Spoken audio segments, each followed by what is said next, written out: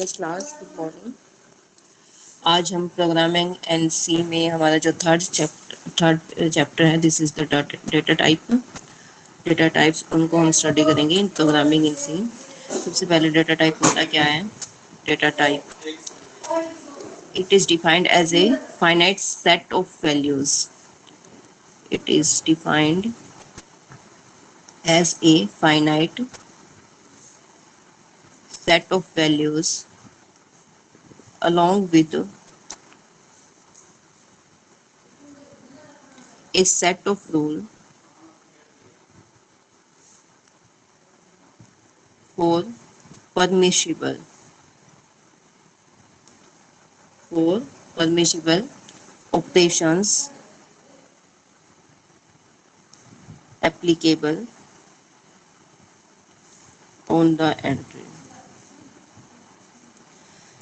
It is defined as the, हाँ जी, data type क्या होता है? It is defined as a finite set of values. क्या है कि वो कुछ सेट ऑफ वैल्यूज है along with a set of rule, यानी कि वो सेट ऑफ वैल्यूज हैं, वो रूल के अकॉर्डिंग ही हम उस पे एंट्री कर सकते हैं। For permissible operations applicable on the entry, जो भी एंट्री है उस पे कौन सा ऑपरेशंस लगाना है, किस टाइप की वो वैल्यूज लेगा, ठीक है। जो भी हमारे पास विद सेट ऑफ रूल, उन रूल्स को फॉलो करते हुए जो भी हम उसमें एंट्री करेंगे वो क्या होता है? Data entry. मीन्स क्या होता है, हमारे पास सीधी वैल्यूज होते हैं हमारे, जैसे हमने पीछे हमने किए थे कि इंटीजर को लिखने के हमारे पास क्या रूल्स होते हैं। तो यदि इंटीजर टाइप का कोई भी डेटा टाइप हम डिफाइन करते हैं तो उसमें जो उन्हीं रूल्स को फॉलो करते हुए हमें कोई भी एंट्री करनी पड़ेगी, ताकि हमारी ऑपरेशन जो है वो सक्सेसफुली उस पर हो सकें, कोई भी ऑपरेशन उस पर हम अप्लाई कर सकते हैं, ठीक है। डेटा टाइप हमारे टू टाइप्स के होते हैं, टू टाइप्स के। एक होता है प्रिमिटिव डेटा टाइप,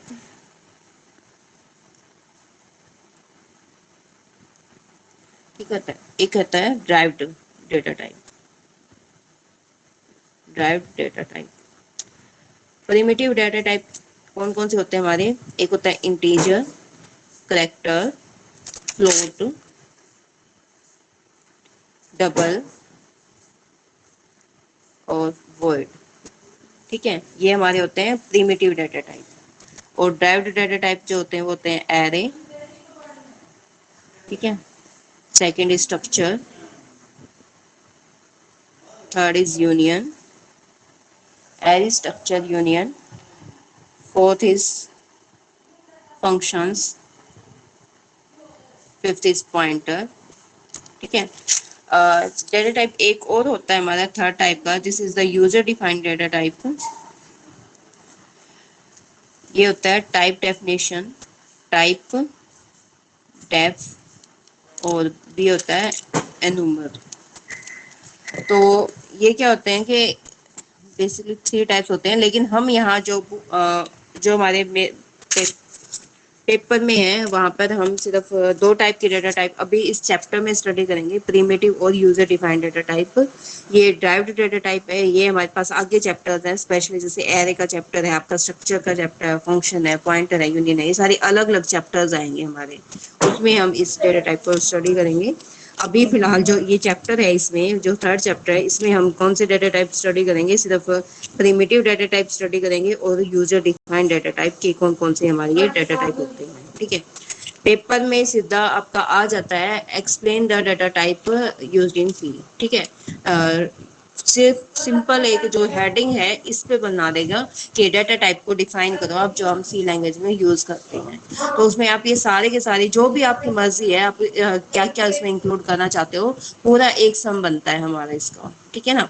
तो डेटा टाइप की सबसे पहले डेफिनेशन आती है कि यानी कि वो सेट ऑफ वैल्यूज हैं जो किसी रूल्स को फॉलो करते हुए उस पर कुछ परमिशिबल ऑपरेशंस जो हैं हम उस पर अप्लाई करेंगे एंट्री के ऊपर, ठीक है। तो ये हमारा डेटा टाइप होता है। थ्री टाइप्स के होते हैं प्रिमिटिव डेटा टाइप, प्रिमिटिव मतलब basic data type. Basic data type में हमारे ये पांच टाइप के आते हैं, इंटीजर है, करैक्टर है, फ्लोट है, डबल या फिर वॉइड। पांच टाइप के हमारे प्रिमिटिव डाटा टाइप होते हैं। ड्राइव्ड डाटा टाइप भी हमारे पांच टाइप के होते हैं, array, structure, union, function and pointer. और ये थर्ड टाइप जो होता है वो यूजर डिफाइंड होता है, यानी कि जो यूजर के द्वारा डिफाइंड किए होते हैं। This is the type definition and enumerated data type. ठीक है, अब इन सब डाटा टाइप को हम वन बाय वन स्टडी करेंगे। सबसे पहले जैसे आता है हमारे पास primitive data type. Primitive data type में भी आता है हमारे पास इंटीजर। ठीक है, INT, integer. Integer data type को हम यहाँ पे डिफाइन करेंगे। हमने जैसे हम यदि प्रोग्राम को, जैसे हमने कोई भी प्रोग्राम लिखेंगे तो यदि हमें इंटीजर वैल्यू उसमें इन्वॉल्व करनी है, ठीक है, तो इंटीजर वैल्यू को इन्वॉल्व करने के लिए हम क्या सिंबल यूज करेंगे, INT। INT, उसके बाद हम यहाँ पे एक वेरिएबल डिफाइन करेंगे INT x है जैसे, यानी कि यदि INT आपको कहीं भी सिंबल मिले प्रोग्राम के अंदर तो मीन्स एक डाटा टाइप x है जिसमें किस टाइप की वैल्यू स्टोर होगी, हमारी इंटीजर टाइप की वैल्यू स्टोर होगी।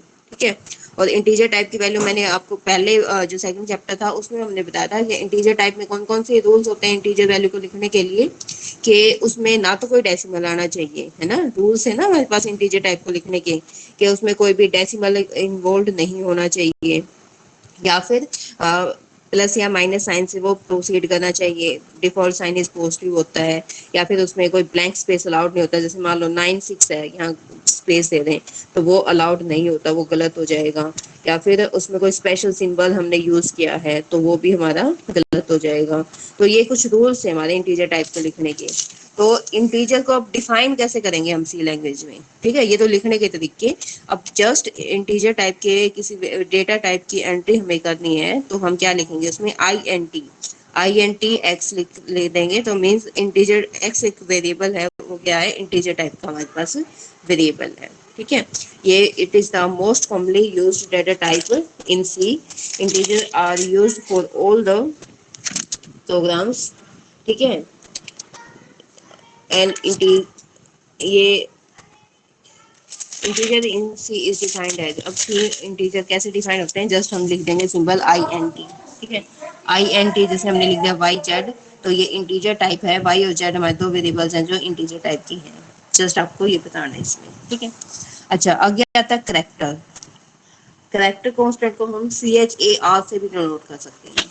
हमने पीछे इस करेक्टर कांस्टेंट भी बताया था कि करेक्टर कांस्टेंट होता क्या है हमारा, सिंपल हमारा क्या होता है, करेक्टर कांस्टेंट यदि आपको ध्यान हो तो क्या था करेक्टर कांस्टेंट में, एक सिंपल एक करेक्टर है इंक्लोज्ड इन कोट्स। कोट्स में यदि हम कोई भी करेक्टर को लिख दें तो वो क्या होता है, हमारा एक करेक्टर कांस्टेंट हो जाता है। ठीक है, तो करेक्टर कांस्टेंट को लिखने के लिए हम क्या करेंगे, CHAR, this it stands for character. CHAR, इसमें C लिख दो तो हमारे पास C डेटा टाइप है जो करेक्टर टाइप का है। ठीक है, इसको हम डिफाइन करेंगे, जैसे इसकी जगह पे हम DE कोई भी और करेक्टर भी हम इसमें डिफाइन कर सकते हैं। CHAR यदि मैं साथ में यहाँ पे लिख दूं, जैसे नेम इज इक्वल टू क्या है, यदि मैं इसमें डाल दूं D, तो D नाम का हमारे पास एक क्या है, करेक्टर टाइप का एक वेरिएबल है। ठीक है, जस्ट ये करेक्टर टाइप को हमें यदि सी लैंग्वेज में दिखाना है तो उसको दिखाने के लिए हम क्या करेंगे, सिंपल इस CHAR पूरा नहीं लिखेंगे, CHAR करेक्टर नहीं लिखेंगे, इसको किस सिंबल से हम दिखाएंगे, CHAR, इस सिंबल का हम यूज करेंगे। ठीक है, आगे होता है हमारे पास फ्लोटिंग पॉइंट टाइप। तो फ्लोटिंग पॉइंट नंबर्स देखो, यहाँ पे तीसरा जो टाइप है, यहाँ पर हमने बताया तीसरा टाइप है। पहले टाइप था इंटीजर टाइप का, फिर है करेक्टर टाइप का, फिर आगे फ्लोट टाइप का। ठीक है, इंटीजर के बाद आता है फ्लोट।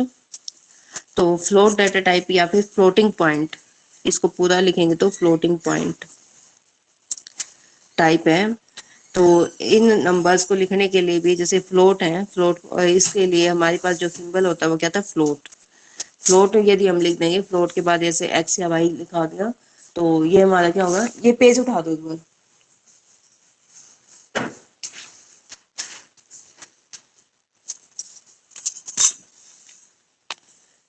ये हमारा क्या है, फ्लोट टाइप का हो जाएगा, वेरिएबल हमारा यहाँ पे डिफाइंड है। ठीक है, अब इंटीजर टाइप और फ्लोट टाइप दोनों में हमारा डिफरेंस होता है। इंटीजर में तो जैसे हमारे क्या थे कि रूल्स फॉर राइटिंग है इंटीजर, जैसे हमारे रूल्स होते थे कि उसमें कोई डेसिमल पॉइंट इंक्लूड नहीं होना चाहिए, या it must contain at least 1 digit है। फ्लोटिंग टाइप में क्या होता है, रियल नंबर्स को लिखने के जो रूल होते हैं वही हमारे क्या है, फ्लोटिंग टाइप के वेरिएबल्स के लिए रूल्स होते हैं। जैसे रियल के लिए हमारे पास क्या होता था कि उसमें एक डेसिमल पॉइंट हमारा इंक्लूड होता था, है ना, तो इसमें भी क्या है कि हमारा एक डेसिमल पॉइंट यहाँ पे इंक्लूड होएगा हमारा। ठीक है, देखो मैं बता देती हूँ आपको फ्लोटिंग टाइप के रूल्स जो हैं हमारे लिखने के लिए। Floating point numbers are the numbers having a decimal point. वही रियल नंबर्स के जैसे हम लिखते हैं, ठीक है। फ्लोटिंग तक का दूसरा नाम क्या है, real type of real numbers होता है, जैसे हम लिखते हैं रियल नंबर्स को कि it must have a decimal point. इसके पास सबसे पहले क्या होना चाहिए, एक डेसिमल पॉइंट होना चाहिए। The compiler differentiate between floating point number and integers because they are stored differently in the computer. जैसे हमने मान लो कहीं पे डिफाइन किया है INT, ठीक है, इंटीजर x माना है, और एक हमने लिख दिया FLOAT फ्लोट y। तो क्या है कि जैसे मेमोरी होती है हमारे कंप्यूटर में, तो कंप्यूटर में एक एक डिफरेंट जगह है, जैसे ये पूरी स्टोरेज है, तो कहीं वो एक जगह स्टोर कर देगा कि इस टाइप में यहाँ पर हम इंटीजर वैल्यू को स्टोर करेंगे, x की वैल्यू यहाँ पर स्टोर होगी, ठीक है। और एक कहीं और दूसरी जगह पे हम क्या है कि यहाँ पे कि ये जो वैल्यू है ये फ्लोट टाइप की वैल्यू है, यहाँ पे वो वैल्यू को स्टोर करेगा, ठीक है ना। कि इस टाइप से ये जो कंपाइलर है वो डिफरेंशिएट करता है, और वो क्या करता है कि डिफरेंट जगह पे, जैसे इंटीजर टाइप की है उसको अलग से अलग जगह पे स्टोर करेगा, और जो फ्लोट टाइप है उसको अलग जगह पे ये वैल्यू स्टोर करता है। अच्छा, floating point numbers have a greater range and can express decimal numbers, therefore they are sometimes referred to as real numbers। तो इनको हम क्या बोलते हैं, रियल नंबर्स भी बोलते हैं, क्योंकि इनके पास क्या होता है, इनकी रेंज जो है ज्यादा होती है, जैसे हमारी रियल नंबर्स की ज्यादा होती है, और इनके पास एक डेसिमल पॉइंट होता है, ठीक है। अच्छा, फिर आगे क्या है कि इंटीजर और फ्लोटिंग पॉइंट में डिफरेंस बताया हुआ है, ठीक है। इंटीजर और फ्लोटिंग पॉइंट में डिफरेंस क्या है, सबसे पहला तो डिफरेंस ये आता है कि इंटीजर्स जो है it includes whole number. Integers जो है वो होल नंबर को इंक्लूड करते हैं, while the real numbers can be either fraction number हो सकते हैं, आइदर फ्रैक्शन, डेसिमल लग गया तो उसमें फ्रैक्शन आ गया, they must have a decimal point, ठीक है।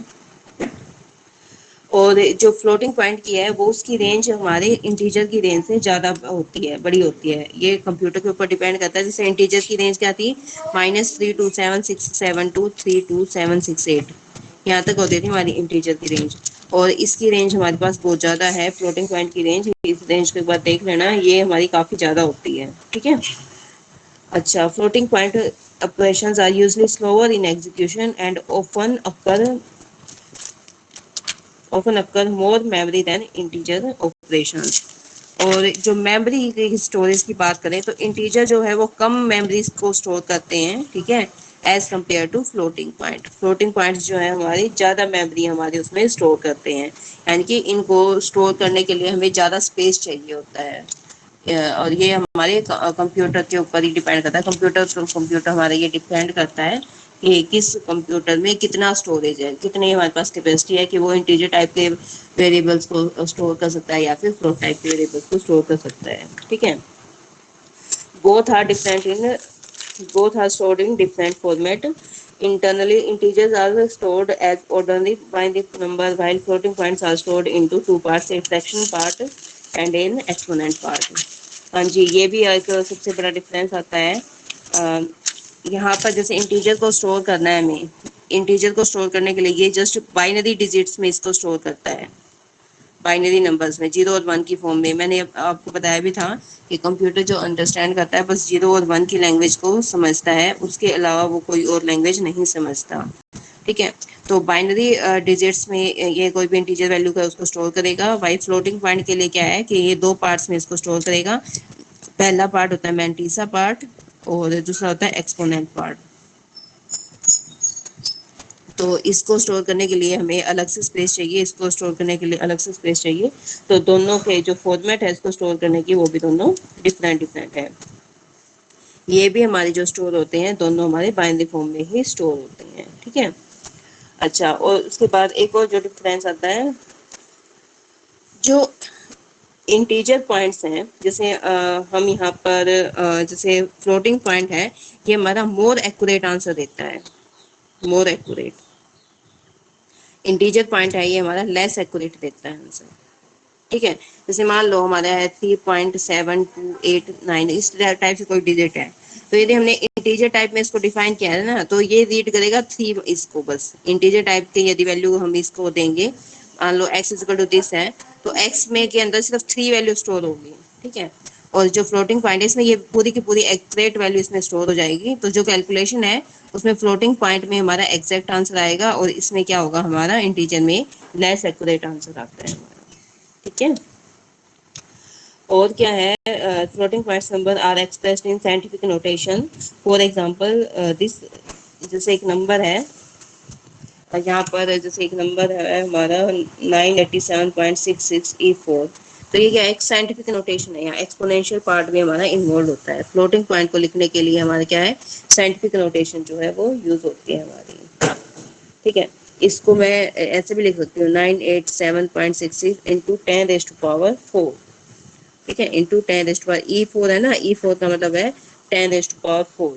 इसको एक्सपोनेंट, ये इतने बड़े नंबर को हम यहाँ पे स्टोर करते हैं, ठीक है।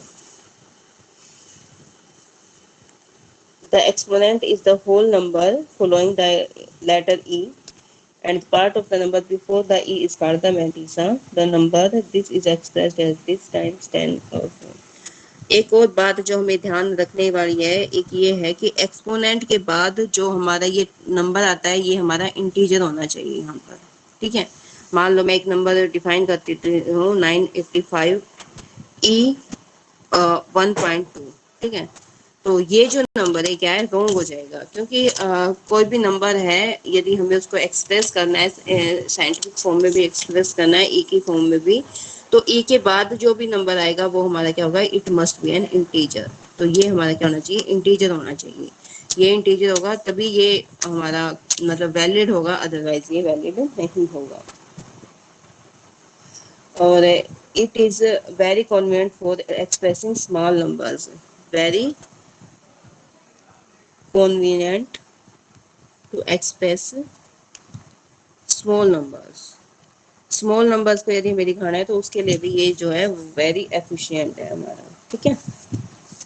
तो इसको यदि हम डिफाइन करेंगे तो इसको डिफाइन करने के लिए क्या सिंबल होगा, फ्लोट एक्स है, जैसे फ्लोट, फ्लोट लेंथ ब्रेड्थ लिखा हुआ है, ठीक है। तो इस टाइप में हम क्या है कि वेरिएबल्स हमने डिफाइन किए हैं, जैसे यहाँ पे इस टाइप का कोई वेरिएबल है तो मतलब आप समझ लो कि यहाँ पे क्या है, एक्स टाइप का वेरिएबल है और उसमें फ्लोट वैल्यू स्टोर होगी, ठीक है। कोई भी पॉइंट है डेसिमल में उसमें वैल्यू स्टोर होगी। सिमिलरली फ्लोट टाइप की लेंथ और ब्रेड्थ है, ये भी हमारे फ्लोट टाइप की वैल्यूज हैं जो उसमें स्टोर होंगी, ठीक है। जो हम डाटा टाइप कर रहे थे उसमें आगे आता है हमारे पास डबल टाइप नंबर्स, ठीक है, और फिर आता है वॉइड टाइप। तो डबल टाइप नंबर्स और वॉइड टाइप में डबल टाइप नंबर्स में क्या डिफरेंस होता है, देखो double type numbers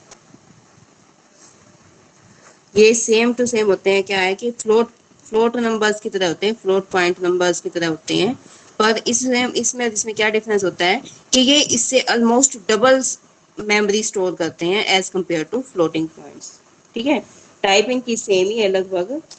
when the accuracy obtained by using a type float is insufficient for the purpose at hand। मान ले कुछ भी हम काम कर रहे हैं, ठीक है, और हमने फ्लोट टाइप का डाटा हमने वहां पे डिफाइन किया है, तो इसमें जो और वो जो हमारा आंसर है वो क्या है, एक्यूरेट नहीं है, मतलब डेसिमल के बाद भी हमारी बहुत सारी डिजिट्स आती हैं, 5 6 7 8 9 10 अप टू बहुत सारी। तो हम क्या करते हैं कि फ्लोटिंग पॉइंट भी यदि इनसफिशिएंट हो जाता है, एक्यूरेट आंसर ना दे फ्लोटिंग पॉइंट, मान लो इस टाइप का कोई नंबर हमने डिफाइन किया है और फ्लोटिंग पॉइंट इनसफिशिएंट आंसर ना दे, तो मीन्स क्या है कि हम फिर क्या है, डबल टाइप जो नंबर है वो हम डिफाइन करते हैं। इसमें क्या होता है कि इससे डबल मेमोरी उसमें स्टोर हो जाती है, ताकि कैलकुलेशन के लिए हमें प्रॉपर डिजिट्स, जैसे पॉइंट के बाद मान लो 15 या 20 डिजिट है, तो वो सारी की सारी डिजिट्स को लेके हम उसमें कैलकुलेशन कर सकते हैं, ठीक है।